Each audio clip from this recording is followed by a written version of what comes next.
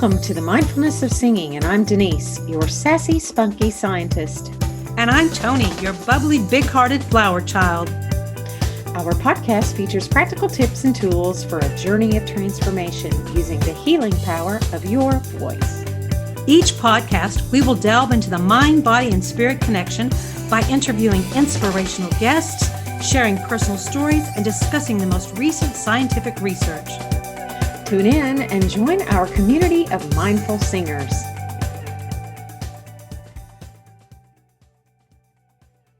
Hey, Tony. Hi.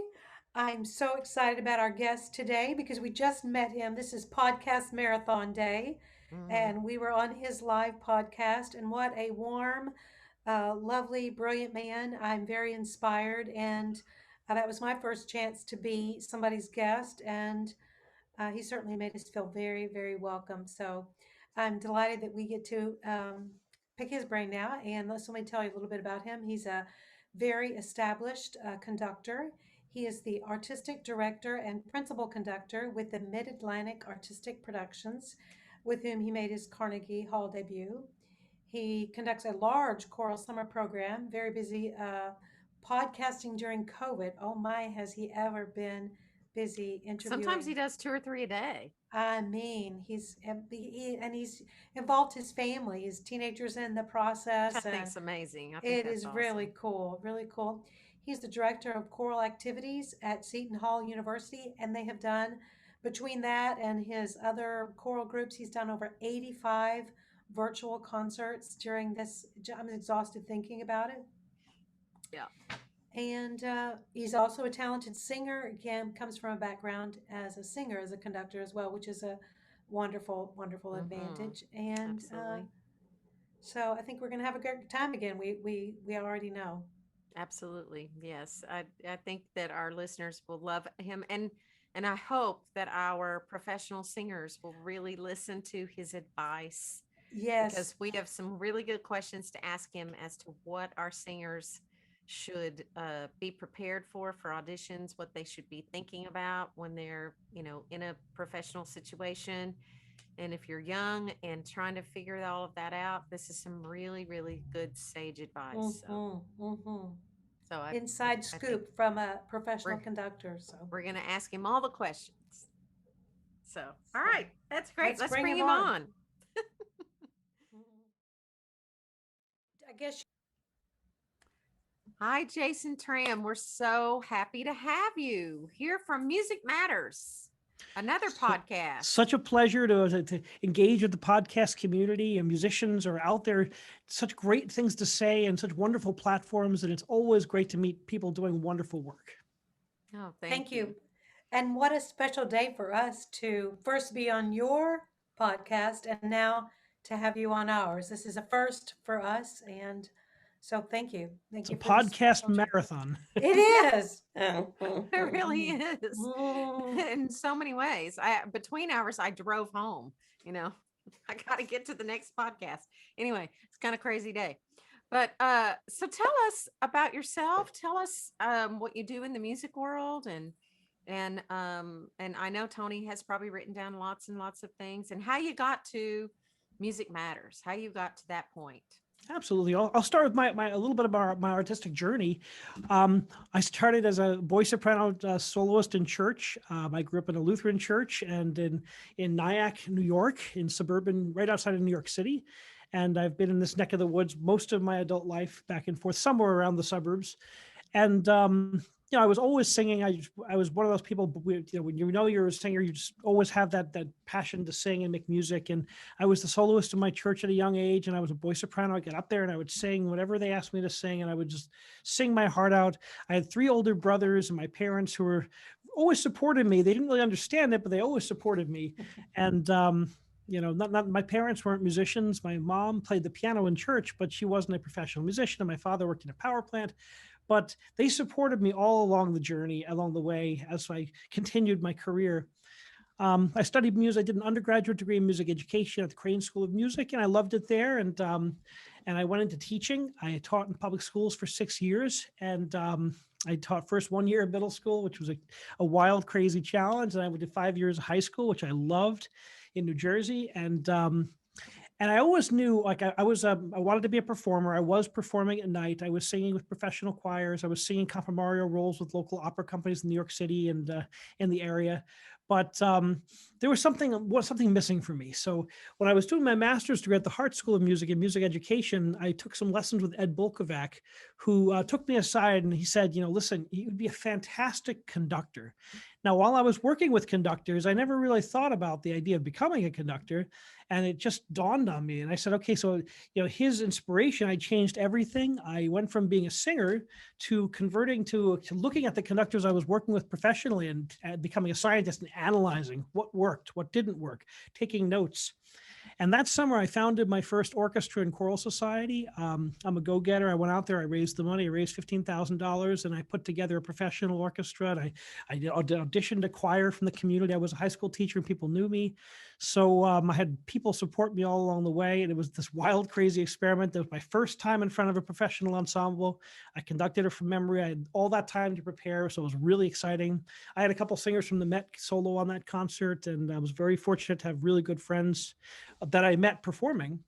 And, it just clicked for me. So all of a sudden, I was a good singer, but I was really good at conducting. It just worked for me. Something in it, there was a barrier in my singing that wasn't there in my conducting. All of a sudden, it made sense. And I did that festival for 10 years. On my second festival, I got accepted to do my doctorate in conducting at Rutgers University on a full scholarship, and I took that position, and I left my 10-year job at the high school and never looked back. I was conducting, I did 3 festivals in Europe. I worked in Romania. I got an agent as a conductor. And while I was in my doctoral studies, I was hired as the chorus master of the New Jersey State Opera under Alfredo Filippini, which was an incredible opportunity for me to be around one of the greatest Verismo conductors who had worked with all the famous singers. He gave Placido Domingo his debut in 5 roles at the New Jersey State Opera. And I just got to sit there and just absorb all these great artists. And I was like a kid in a candy store. Every day I would come home like, this is the most exciting thing ever. And Maestro Filippini took me under his wing. He would bring me over for dinner. He had my family over. He just really was so nice to me. I can't thank him enough. And I finished my doctorate, and I decided, what do I want to do when I grow up? And I decided to stay in the New York area. I turned down 2 university offers, and I stayed in New York City. And I wanted to pursue the opera thing. And I did that for, a year. Maestro Filippini passed away. And then I was appointed the music director of the New Jersey State Opera in 2008, which I did for 7 years. And I got to conduct a lot of operas. I had an agent. I did a lot of guest conducting. And I was very fortunate to work with so many great artists. I did a national broadcast of Verdi's Requiem and many other projects. And I've been incredibly blessed. Some of the challenges of being a professional artist, the economic crash of 2009 destroyed a lot of the arts, and that was one of the companies that was incredibly impacted. But I was lucky enough to offer a university position, and I took a job at Seton Hall University as director of choral activities, where I've been since 2011. And I missed the teaching part of my life. The performing was wonderful, and I got to work with some very fine artists and like luminaries in the performing world. But that I missed the teaching desperately. And now that I got to do the teaching again, now I get to do both. So I'm pre-COVID. I was doing what I loved. I was traveling, guest conducting, teaching college, and just mixing it all up there. And I kind of thrive on diversity. So yeah, that's a quick snapshot pre-COVID. Yeah. Yeah. Seton Hall. That's where you are now? Go Pirates. Yeah, that's in South Orange, New Jersey. And Wow. Yeah. yeah. You catch the basketball games? I do. I take my kids too. We love them. We had a couple great years there, and it's a good team. And I've had a few of the basketball players in some of my survey classes. It's been a blast. Yeah, I'd say. Very I'd cool. say quite a tradition of good basketball there. Yeah. Don't ask me how I know. It's long story.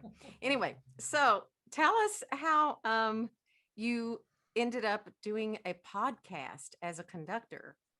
Yeah, 2019, I just finished up some really big comedy. I did an opera tour in Florida, South Carolina, and West Virginia. I was doing Butterfly all over the place, and which was typical. But I usually I did a winter tour, and I came back and I did a concert in New York City with Met Stars, and there was a big opera gala, and then all of a sudden, bang, COVID hits. Things start dropping like flies, and all of the Broadway closed, the Met closed. It was like unbelievable, and all of my conducting stopped, of course, just like everyone did, and my summer's worth of guest conducting and my summer festival, everything was put on hold. So I went through as I found out my podcast after that, we all went through this kind of grieving process in our own way. We kind of processed this in a different way. I went through it. I'm surrounded by my children, so we had a lot to do here. I learned how to play the bass guitar because we have a drummer. My son's a drummer. My other son's a jazz guitar player. So I said, we have this thing sitting here. No one plays it. So why don't I just figure out? So I started playing the bass guitar, and that was fun. And I did a lot of yard work in the backyard. I raked all the leaves that had been way neglected. And there's only so much of that you can do because now I'm like thinking, now what? I've got to do something. So I said, I miss my colleagues. So this is my chance to keep in touch with my colleagues and to talk about what they're doing. For the conductors among us, it was like, how are you meeting the needs of your communities? Because I've got to do the same. I've got to do virtual choir projects. We can't meet in person, so we should have Zoom rehearsals. How can I maximize the Zoom rehearsal experience? What's possible, what's not possible? So it was really a chance to just reconnect with my artistic colleagues. And then it kind of evolved as I got a little better at it to what innovations and self-discoveries have these creative people made during this period. And it's been vast. I mean, just speaking to you and to Tony, it's been incredible to watch what people have done and how they've continued to be creative, even at a time when our primary method of communication has been changed. Beautiful. Absolutely. Absolutely. So let's talk about after COVID goes away and you have, you're back to that. Let's pretend for a while that we're back to normal, right? Whatever normal is going to be for us, but we're back to some semblance of that. And, this is mindfulness of singing.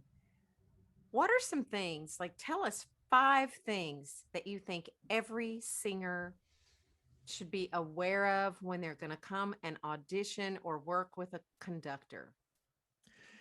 The first is to be yourself, to find out who you are and what you bring, because whether you get the job or not, it really is irrelevant. Because a lot of the times when I've sat on that side of the table, I know that you may not know that we've already considered another, like a soprano has been already picked or a tenor has been picked. And if you're a tenor and you've just auditioned, you may not know that you may be considered for a job down the road. You just don't know. You never know because you don't know what the parameters are that you have no control over.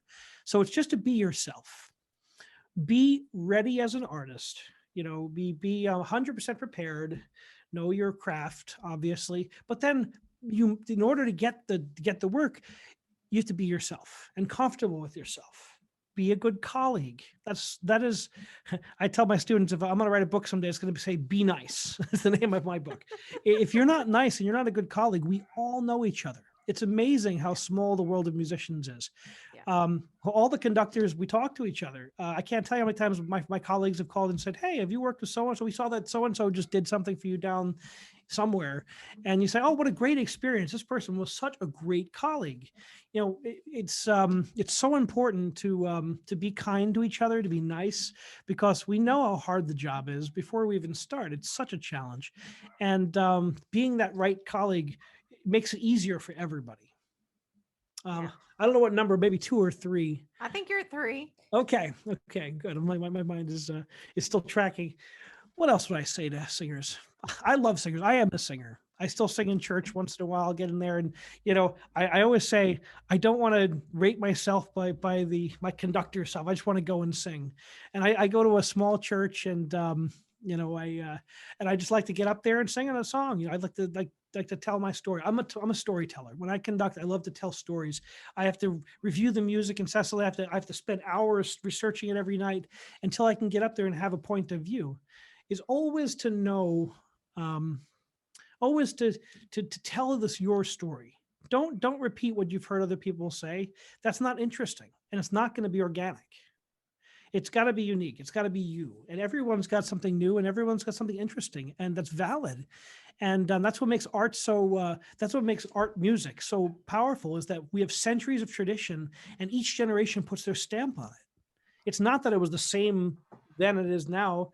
I know we're fascinated by the historically informed performance practice, but think about Bach. If we did everything strictly performance practice, we'd have no female singers in Bach.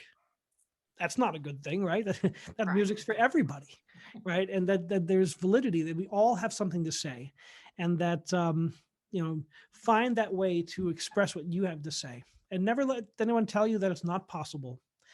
Um, You'll always have so many voices in your journeys. You're going to hear so many voices. Everyone's got an opinion. Everyone's a guru. Everyone knows everything. And, I used to take everything I heard when I was young, like, that's it. That's from on high. That's the voice of Zeus has to give me that information. But really, it's got to come and be processed through you. And sometimes it's not all going to be helpful. So you need a team of people. What I see now in my old age is when I'm looking at these things is that the really successful people I work with have teams of people behind them. They've got their voice teachers, they have their voice coaches, they have conductors they trust. I mean, we all work together, and the job is to it takes a whole village, because singers can't hear themselves. You need people on the outside you can trust, who have your best interests in mind. Is to surround yourself with those positive people. Find people who are gonna help your journey, who that you can trust. It's very, very important. And to have a support system.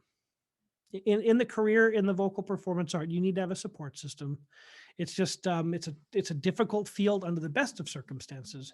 So, and I can tell you what my maestro told me, which has always stuck in my mind. I think he was such a clever man, and I had a wonderful sense of humor. And he said, Jason, if you could see yourself doing anything else, do that.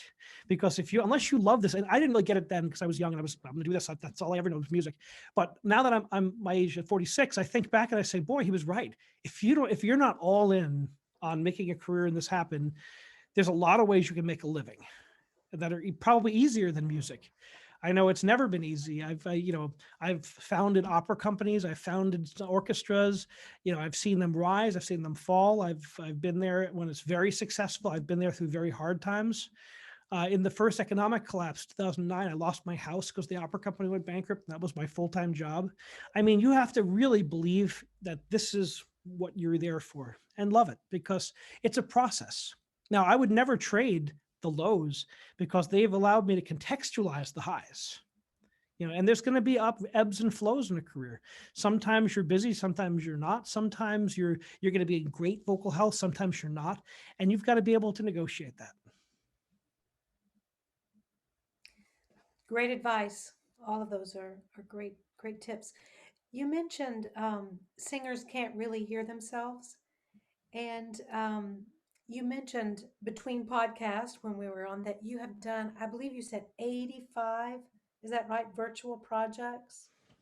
Yes, I run several. I've got several, as conductors tend to do. I've got several affiliations. I've got 2 choral societies. I've got the Morris Choral Society in New Jersey. I've got the Taconic Chorale in Westchester, New York, and I'm the music director of the Ocean Grove Camp Meeting Association in the summer months, where I direct the music at the historic. This is my 15th season coming up at the historic Great Auditorium, which is a special place for me because Caruso sang there 2 recitals, Gali Curci, Rosa Poncel, Lawrence Tibbett. I mean, the opera royalty that have sung there, it's amazing. And I've gotten to do my Verdi Requiem broadcast from there.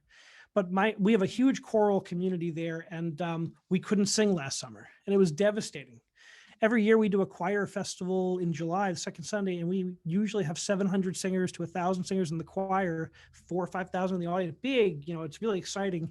And that year, 0.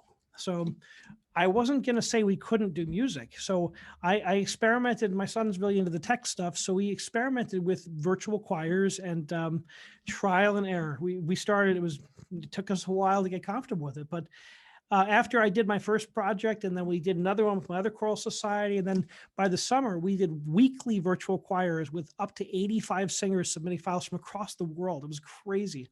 I mean, I've never worked this hard, and we didn't even have a rehearsal. We had 2 rehearsals a week via Zoom. Crazy. And but people were able to sing who otherwise couldn't sing.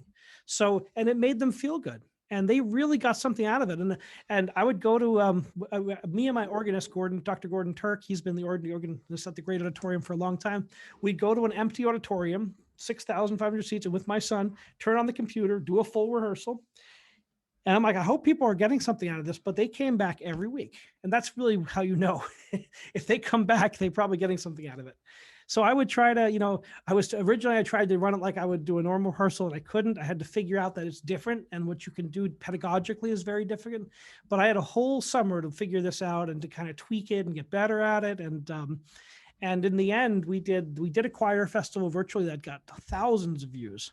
We did 5 virtual choir projects on that. We did the hymns. And my professional quartet sang as well. So we had all this stuff going on. We pulled it off. And then this past year, 2 semesters, we've done virtual choir projects with my university, where we rubric the performance. They sent in their videos. I had to prepare guide tracks.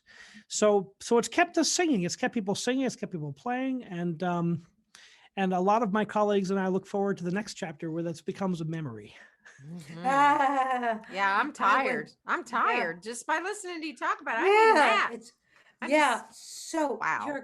I have a question. You're a great person to ask, because it sounds like you have a broad spectrum of people that have been participating in this as far as skill level. Absolutely. So, and most of the things they submitted, I assume, were just takes they did on their phone. Which is hysterical because I serve an incredibly broad, like I do a lot of professional work, but I also do amateur choral societies, which I love because that's where I was first introduced to music. It was in church and in choral societies. I love that. People always say that amateur, say maybe like with a derogatory spin, but that's not what amateur means. For the love of it. And it's an amazing thing. People come out, and some of my favorite performances in my career have been with the amateur groups because they literally give everything they've got. And it's so exciting. And some of the professional jobs I fly in to do, maybe in Europe, I'll come in there and do it. And it's like showing up at the post office. It's not as like, the people don't, it's their job, it's their livelihood, but it may not be as dedicated. I don't know. It's just a different feeling. I love doing guest conduct. I love showing up in a town and doing an opera, and everyone does their job. But it's just as rewarding to watch people really give and watch them achieve. So now the virtual projects, really fantastic. Like this summer, I have music staff who would submit me their files. Ronald Naldi, who was my tenor in residence at Ocean Grove, he's been at the Metropolitan Opera for 25 seasons as a soloist. He would submit, I had to teach him how to use his iPhone to record these things. I mean, it's hysterical. This is one of the great voices. He covered Domingo. I mean, this guy's one of these great singers. I would teach him how to use his iPhone. And he sent me these things, and it was like, I can't believe this guy is recording on his iPhone, these amazing recordings and putting them on my virtual choirs. But, and then I had just normal people who were, who wanted to be a part of this. And a lot of people, like everyone knows the Eric Whitacre projects, there's 17,000 singers from across the world, but this was more of like a grassroots thing. So people from anywhere. So I said, pass this to your friends who may not have an opportunity to do this. Anyone's welcome. Y'all That's come. amazing. And I just love that kind of, that anyone can sing. Everyone should sing. And some people couldn't figure out the technology of the phone and having the second device. So we would set up a device in the, location where they can come and sing for my son, who'll record them and get them on the cameras. And wow. So with such a diverse spectrum of ability and recording, and having played with recording myself and learning a whole lot during this time, did you have people that were discouraged? I mean, what's the emotional, like, oh my gosh, if they've never recorded? Or did you have people that recorded and they got better as they did it more and they more? all get better. I mean, that's I tell all my choral societies, you just don't worry about how you sound. Do you like the way you sound on an answering machine? The answer is going to be no. Oh, I sound like that? Yikes. I always hear myself as having a low voice, but I know I don't have a low voice. I mean, I'm a tenor. Me too. You just say it's not the way it is. But we have this, that's why we need that other set of ears to hear us. But people do get better. They master the technology. You learn to say record with one ear on, one ear off, or some version of that, so you can hear yourself and hear the guide track, and how far away to put the microphone so you don't blow out the resolution of the microphone. There's all these things to think about, but people do get better. My college kids have done a great job. They are born with technology. They're comfortable with it, and we're doing one of their projects right now, and it's just like stellar. Like, oh man, these kids just get it. It's pretty I'm impressive. sh- Right. I'm sure all of us will have much more appreciation for a recording studio, having tried to and doing so myself now, kind of late to the game. People jumped in and did this right off the bat. Now I'm like, wow, there's just so much more. And we started using, we started for trial and error. My son was really good with Final Cut Pro. He's a video editor. It's what he's been doing for years. So we tried to edit the sound in Final Cut Pro, and it was a disaster. It was a hot mess. It's not meant to do that. We learned that very quickly, that that's not going to work. That when you get past 5 different voice parts, it turns into a cacophony. So then we learned how to use Audacity, which is a crowdsourced. We did that all summer with Audacity. Now that he's using Final Cut Pro, no, he uses not Logic, but the other one. I forget these. It's You know, what's the Pro big program? Tools? You Pro talking Tools, about yeah. Pro Tools? He's using Oh, Pro Tools, mhm. and Pro Tools is so much better. We're saying, oh, that's why. So we're constantly refining what we can do, and the directorial kind of images we can put there, in addition to the boxes singing, and we're taking more liberty with that. I think one of my colleagues was telling me, he's like, we've all become like television directors these days. In right? It's like, how do we all become televised? It's amazing. We've all found skills we never knew we had. I never knew I really liked to talk in front of screens this much. I really enjoyed this process. It's been amazing. I'm going up for tenure this year. I was supposed to be conducting in Vienna at the Kultur Radio House doing Czech 6. And here I am, like, okay, a lot of my case was like, I've learned how to, tell people about classical music and run interviews and give people inspiration from other artists who have been through this and can speak. And that was a real big part of my case. Yeah, Wow. wow. Yeah, I bet Who would so. have thought? I mean, especially if you've got 1,200 or more 1,300. subscribers, 1,300 and more subscribers. I mean, I think that would be You a never know what really people are good going to find case. interesting. I think, we hit the 900 mark, right? And like we were stuck there for a while. They having children who are teenagers, but here they keep me informed of what's like, Dad, you've got to be on Instagram. Like, oh, We know. 5,000 friends on Facebook. That's for old people, Dad. I'm like, oh, okay. Yeah, we're so there. We're right with you, Jason. I mean, My when son we're sat me down and goes, Dad, here's a video. You have to watch a video to learn how to use Instagram. I'm like, oh my God. But I did. I sat down and I grit, and I still, why can't I just post on my computer? Dad, it's not meant for computers, it's meant for phone. Oh, okay. Okay. So I learned how to use Instagram, and now I'm on there all the time and posting of our concerts and shows like yours. And I got to, and it's been interesting. These platforms are all an incredible way to share what we have to say with new people. And I think there's incredible validity in that. And I think it's a great story to use these platforms, because they're certainly a loaded bullet. We all know they're kind of a loaded weapon, right? And Yeah. how can we use these to help people? Right. Exactly. Yeah. Yeah. No, it's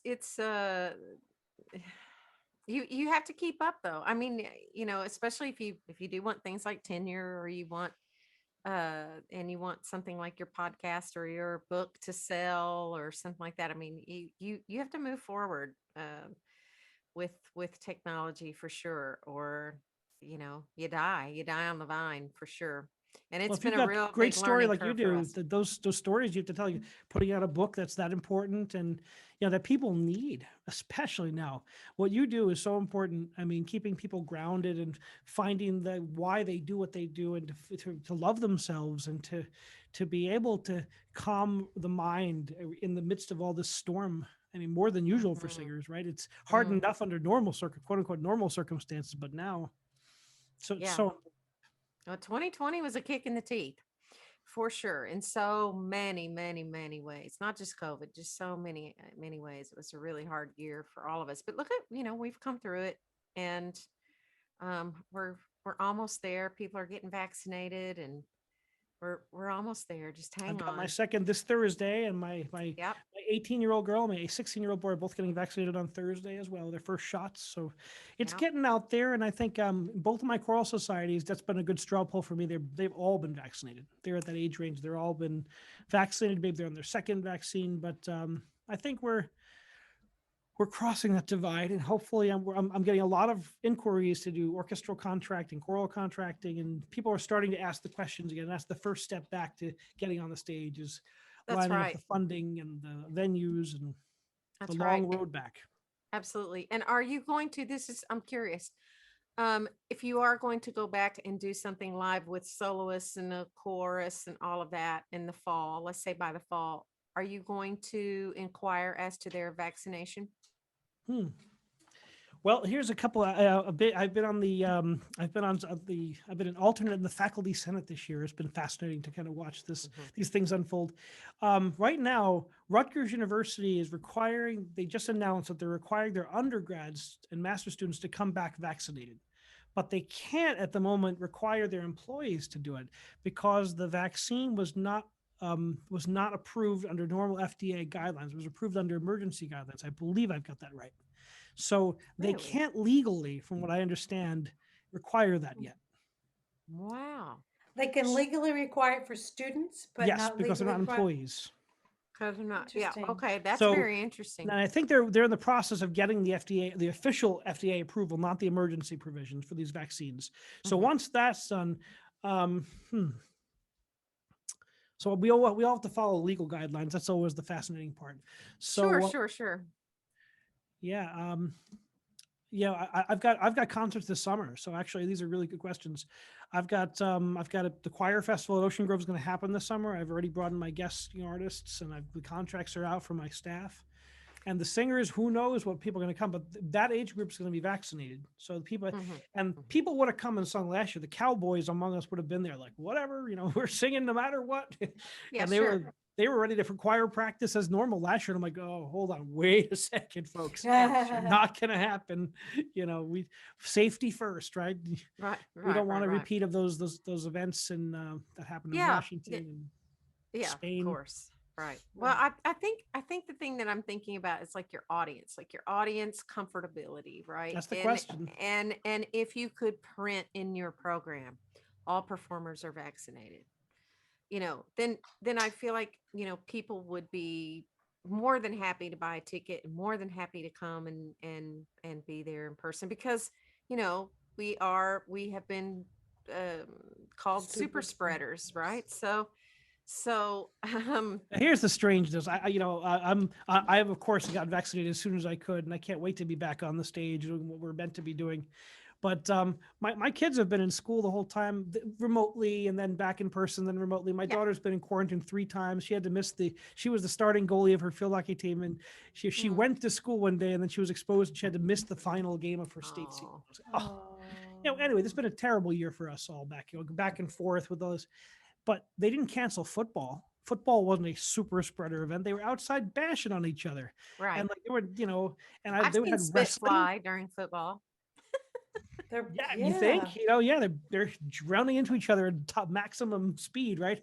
Yeah. Right. Um, I'm sure their mouths are closed when they're, Mm. how going. about defense in basketball? I was Oh watching yeah. lots of basketball games. They weren't socially distancing as they were playing defense, and they weren't wearing masks either. It's such a strange thing to me when I see like there's definitely an inconsistency. It's like I don't think For sure. singing is any more dangerous than basketball. It's just that now those groups that people died and got very sick, they were close together and they had a 2.5 hour rehearsal, very close together in a normal singer rooms. They weren't socially distanced. They weren't masked up. They were probably in a small room where no airflow, overturn could happen either. That's a huge set of things. Like my summer job is basically open air. The doors slide open. It's 50% open air. So there's a breeze coming through. So it's very fast air filtration and it's gigantic. So I can put them all over the building if we have to. We'll do whatever we have to do to make it work. And I'm sure you can, with as large a facility as that, they're far away from the singers. The singers can't possibly spit on them. They can try, but it's so far away. And then we all wore masks. My professional staff wore masks, and they were like 20 feet separated from each other. So there was like we took it very seriously. That's the safety of the artists we work with and the volunteers that we work with is by far the most important thing. And then we can consider how to make art, and we did. Yeah, it's going to be interesting to see those next chapters. I've often thought about the liability. I've been asked to do some festivals and be involved in some festivals. And I'm like, well, what's the liability going to be? They look at me like I'm crazy. I'm like, no, I run a business. I do contracting, and we have to be safe. in every way. Absolutely. Absolutely. Liability is huge. And, the last thing you want is someone coming to a festival and getting ill, and then, that'd be Yeah. terrible. And so these are all the COVID's not going away. Even when we are vaccinated, we'll see how the variants play and how long the immunization lasts. There's so many challenges we're all going to face in this next Hmm. chapter. And, Hmm. we're going to take the lessons we've learned. And that's what Hmm. humanity does, right? I'm a scholar. I always take the look at the long-term look at things. One of the podcasts I did, which is one of my favorites I've done so far, was I had a Holocaust survivor, was a dear friend of mine, and we talked about the return of music after the Holocaust. And she lived through the concentration camps, and she came out and has a degree in musicology and played the piano. And just like, how does life resume after that level? Yeah. This person didn't go to high school. I mean, her high school was in a concentration camp. So how do you go back to school and go back, pick up your life? And life does go on. Music did go on. And then I had a musicologist on the same show. We talked about the musical return after the Black Death that ravaged through Europe in the 1300s. And the outpouring of creativity that came after both of these horrific world events is staggering, because we internalize all those negative feelings, and then they come out the next chapter into flowering into great art, because that's how Hmm. humans process grief. Absolutely. Well, I'm interested, and I'm sure I'm not the only one. So tell us who it was you interviewed so our listeners can look it up. Who was My the Holocaust my survivor? dear friend Luna Kaufman, who is she wrote a book called Luna's Life, and I'm honored to be in that book. She's on her third revision. I'm in the last revision. We did my debut on NJ Pack. We worked together on that. We did called it A Prayer for Peace, and it was the work of a Christian composer, a Jewish composer, and a Muslim composer, all with the universal human theme of peace. And I did Vaughan Nice. Williams's Dona Nobis Pacem. I did Bernstein's Chichester Psalms, and Adnan Sagan, Yunus Emery, a selection from Yunus Emery. So it was just fascinating to see how these different Abrahamic faiths dealt with the addition, this ideas of peace, and how I just love this idea of music for social change. It's very important to me. And Luna Kaufman is an incredible human being, and I spoke at her 90th birthday, and she just turned 94, I want to say. And she's still as sharp as one of the most sharp minds I've ever. We just spoke the other day, and she's like, "When are you coming over for sushi? When things open up in New York, we'll hit the." I Wow. just love the energy. Some people you just don't think of as old, because they have Right. incredible energy. She's one of those people, like she's like sharp and always planning and always thinking about another collaboration and another project, and gets me excited. That's And amazing. so she was the Beautiful. Holocaust survivor. We've worked together on a lot of projects. Mhm. And then we had a musicologist, Paul Christiansen. And he was the one who talked about the Black Plague. Yeah, and how music returned after that, and Say the that last return. name again. Paul Christiansen, Christiansen. a wonderful And musicologist. and people can look it up and scroll through your YouTube Yeah, I page called that and show find Back these from the ones. Brink. I think that was our 8th episode, number 8. You Wow. can kind of look You've at the been episodes, busy. how we stream at a much higher resolution now. We've got a much better camera. We use much better editing software. So I look back at those episodes, I kind of like, wow, we were just like kind of checking it out and Yeah. Yeah. delving in. But the only way to learn something is to jump in. That's how I learned how to conduct. I'm a firm believer, and you just have to just go in and do it. You can study it forever and never really get the gist by jumping in there. And then I always record myself and I watch. I'm like, oh, and you see what you have to learn and what worked and what didn't work, and then learning begins, and it never Be ends. willing. Be willing to fail in order to succeed. Fail Yeah. forward, as Yeah. they say.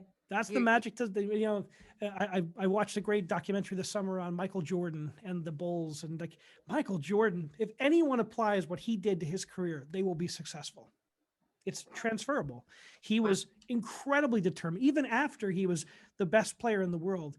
He wasn't okay with that. He wanted to win. He wanted to win the championship. So he would go back there and force his players to work harder, work harder. It's that personal accountability and hard work. That guy was, that documentary stunned me. I'm like, wow, that's a great, anyone who applies that type of discipline to their field can do incredible things. Right. Right. Well, you're singing my song, Jason, for sure, especially the jump in and just do it part. It's the best way to learn. I think My so first too. concert, and then I look back and I watched it. Well, I had a lot of time to prepare it. I did a Mozart coronation mass. I American premiered a concert aria by Mozart, and I did the Symphony Number 29. And, I'd never done a symphony before. I'd never done a full symphony before. I'd studied conducting, but I'd never done that. And I had a singer from the Met premiere it for me. And, I put everything I had into it. And it was, and if I look at it now, I'm not as polished as I was then. I was new at it, but I had good energy and I knew my music and I knew what I wanted to say. And I think that my hands are more clear now.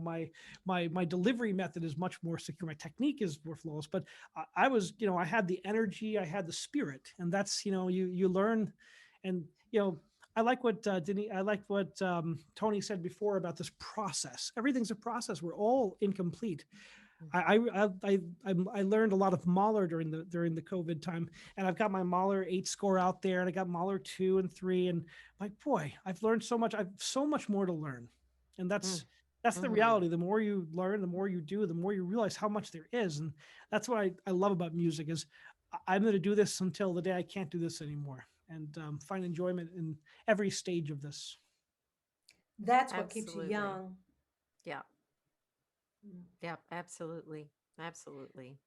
Well, Denise asked the 5 um, tips you would give singers for when this is over and they're getting to audition for a conductor and they've listened to you and gotten some words of wisdom. And that was on my list too.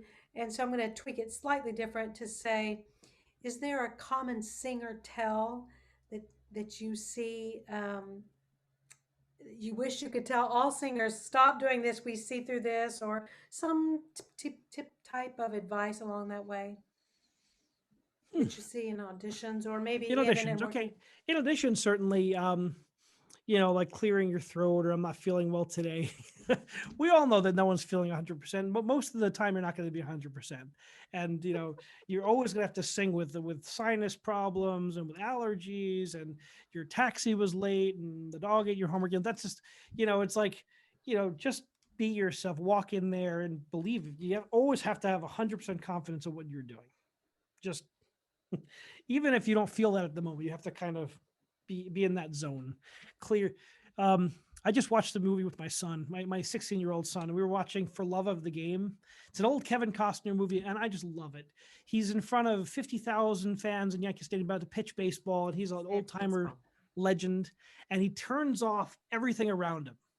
Like they use this over and over, this metaphor. He can tune out everything happening around him, and he can only focus on what's going on in front of him. And I think that level of focus and concentration is the same with the singers. It's like, tell the story. What is this aria about?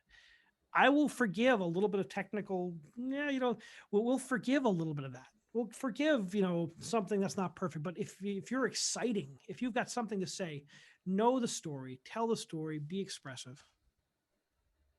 Beautiful. Good advice. Yeah, that's great. Don't make excuses. It's kind of weird one. Good advice. Tell the story. I love that. That's what I love about what I do for a living. When I get to conduct, like a symphony is a story. That's all it is a story. And you've got to know the backstory. You've got to know where Mozart was when he wrote this and why he wrote. Who is the commission for? What is the phrase structure analysis of the piece, the harmonic analysis? What's interesting about this piece? Because everyone's a different world. And in order for you to tell that story, you have to know the world. You've got to have opinions on the phrases before you get in front of musicians. So to do that work, and that's the fun work. That's the fun stuff. If you're preparing a role, who sang that role before? Who are the major interpreters? Has it changed through the revision process? To know these things is really to understand and to walk in that, it's part of your research, part of the knowledge. Who is the character? What was what were I always say that music's like an amber that traps everything around society around into it. So like when you're doing a Mozart piece, you have to know about the Enlightenment. You have to know about what the currents are happening because it's in that music. It's part of the amber. It's like the Jurassic Park image with the mosquito and they recreate the dinosaurs. Well, you can recreate the society in a way by listening to the music. You can hear some of the philosophy, whether it's the Enlightenment or the Baroque. You can kind of hear what was going on. And that's, to me, the magic of music, whether it's pop music or whether it's art music, it always captures what's going on in society. Absolutely. Absolutely. Very true. Well, you've given us lots of great nuggets to chew on. And Yes. Thank you so much, Jason, for your time. It's been a pleasure to speak to both of you. You're both very and your inspirational. wisdom. And I can't your wait voice. to hear more of your podcasts. Well, thank you. Thank Us too. you. I'm going back Yours and too. looking I at those two made a particular list. ones. Yeah, for sure. Your Tony's got a list. That's good. your That's- subscriber list is going to go up by 2 people today. well, I I already did it subscribe right to before. yours, so Okay. Well, thank you. We will. I'll Yeah. be on iTunes listening to. I a couple actually think I podcasts. am a subscriber to be honest about it I because just did today. I think so. yeah. Well, I think I did a while back because I listened to a couple and was like, oh, I really need to listen to this. And then I don't know, life happened and I haven't Of gone back course. in a bit. But I plan to do some catching up because I would definitely. Don't we all wanna have like hear- Facebook? We all have kind of like podcast cycles. Like I listen to this podcast for a while and I get like, on a roll with this one. And that's what's good. We have so much great choices to listen to, and that's what makes the world so rich. Yeah, but I want to watch yours, So, and I listen to podcasts so much in my car, Me too. but I want to be able to watch yours, and I can't do that and drive. So. I Thank hope you, not. Denise. Stick to that role. Stick to that role. You can't be very mindful if you're in the hospital. No. no. No. All right. Thank you so much, Jason. Thank Have a you. great rest I of look your forward to being evening. in touch. Okay. Take care. Bye-bye. Thank you so much for listening. We are very grateful that you joined us today. If you like this podcast, please subscribe, write a review, share it with a friend.